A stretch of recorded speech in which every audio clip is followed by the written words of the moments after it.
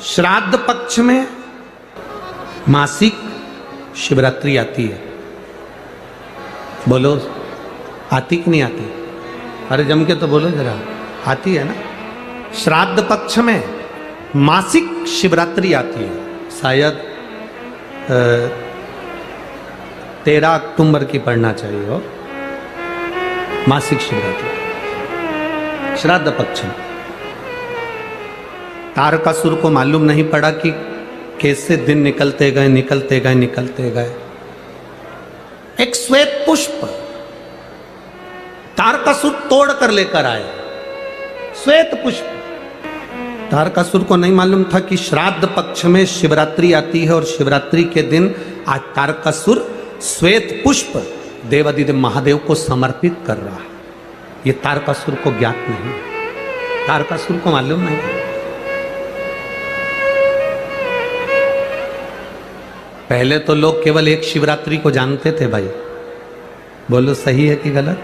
केवल एक शिवरात्रि माघ महीने की जानते थे कि महाशिवरात्रि होती है। शिव महापुराण की कथा धीरे धीरे सुनते सुनते सुनते सुनते शिवरात्रि के महत्व को लोग जान गए। एक शिवरात्रि के एक पुष्प का वर्णन क्या कहता है हमारा शास्त्र, शिवरात्रि का एक लोटा जल क्या वर्णन करता है हमारा शिव महापुराण। एक पुष्प का क्या आनंद है।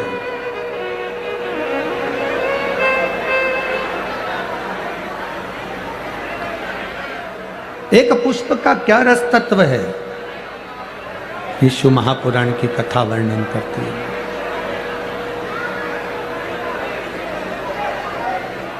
भगवान देवादिदेव महादेव की कथा। तारकासुर को नहीं मालूम कि शिवरात्रि है श्राद्ध पक्ष की।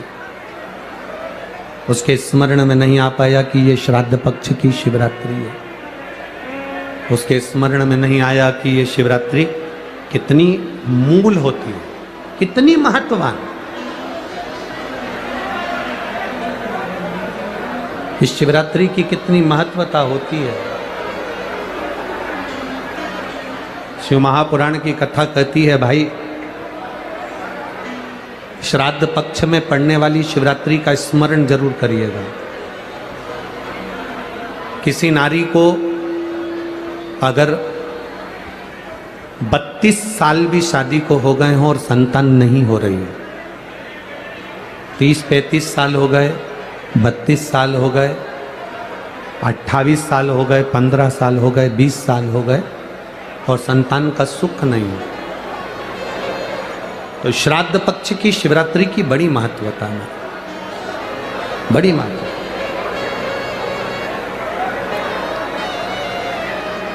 तो शिवरात्रि का बड़ा महत्व है।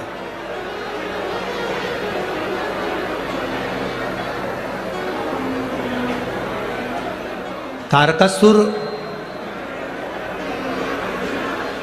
जान नहीं पाए कि आज श्राद्ध पक्ष की शिवरात्रि है।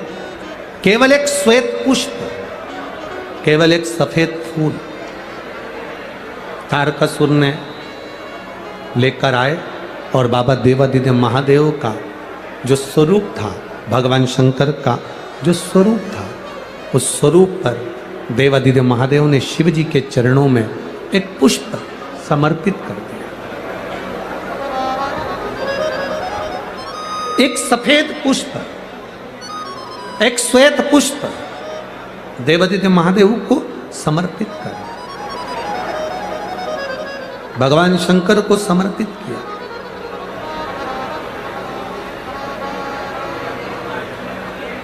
उसका फल क्या हुआ?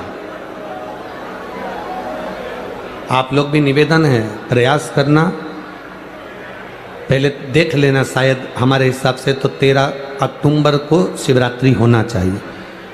और भी आपके यहाँ के विद्वज्जन पंडित जन से पूछ लेना, नहीं तो पंचांग में या कैलेंडर में देख लेना कि अक्टूबर की श्राद्ध पक्ष की शिवरात्रि कब की है।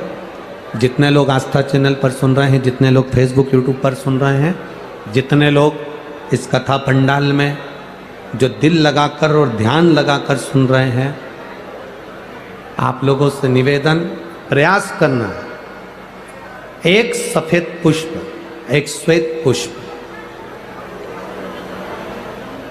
बाबा देवादिदेव महादेव को 13 अक्टूबर को अगर शिवरात्रि है तो श्राद्ध पक्ष की शिवरात्रि के दिन बाबा देवादिदेव महादेव को एक सफेद पुष्प समर्पित कर देने पर अपने मन की कामना कर कर बाबा देवादिदेव महादेव 3 महीने वो कामना पूर्ण करता है।